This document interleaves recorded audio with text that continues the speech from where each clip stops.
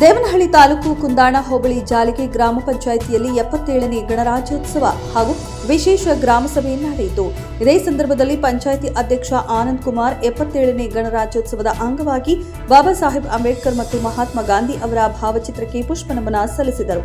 ಈ ಸಂದರ್ಭದಲ್ಲಿ ಮಾತನಾಡಿ, ಇಂದು ಸಂವಿಧಾನ ಜಾರಿಯಾದ ದಿನ. ಬಾಬಾ ಸಾಹೇಬ್ ಅಂಬೇಡ್ಕರ್ ಅವರ ತತ್ವ ಸಿದ್ಧಾಂತಗಳನ್ನು ನಾವು ಅಳವಡಿಸಿಕೊಂಡು ಅದರ ಅಡಿಯಲ್ಲಿ ಸ್ವಾತಂತ್ರ್ಯ ಭಾರತದಲ್ಲಿ ನಡೆದುಕೊಂಡು ಹೋಗುತ್ತಿದ್ದೇವೆ ಎಂದು ಹೇಳಿದರು.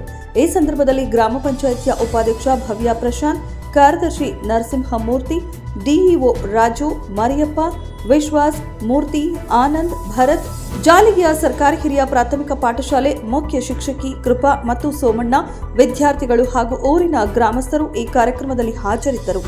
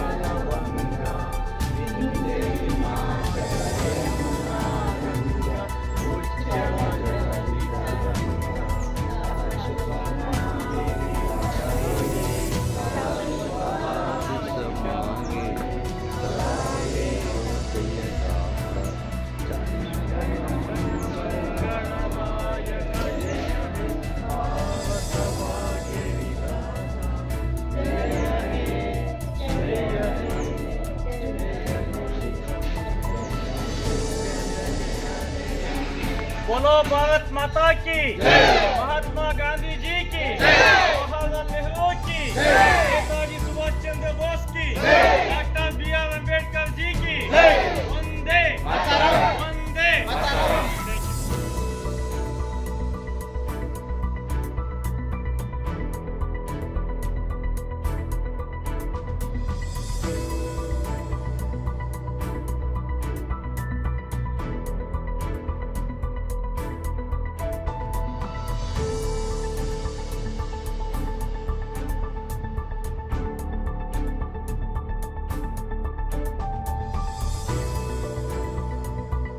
ಗಣರಾಜ್ಯೋತ್ಸವದ ಎಲ್ಲರಿಗೂ ಶುಭಾಶಯಗಳು.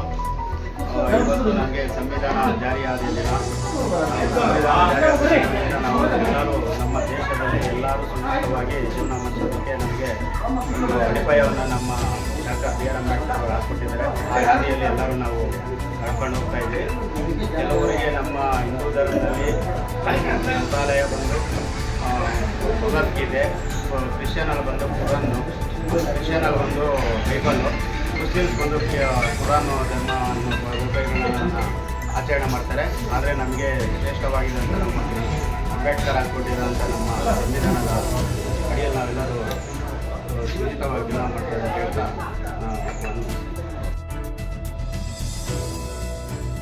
ವರದಿ ವಸಂತ್ ಕುಮಾರ್, ಬೆಂಗಳೂರು ಗ್ರಾಮಾಂತರ.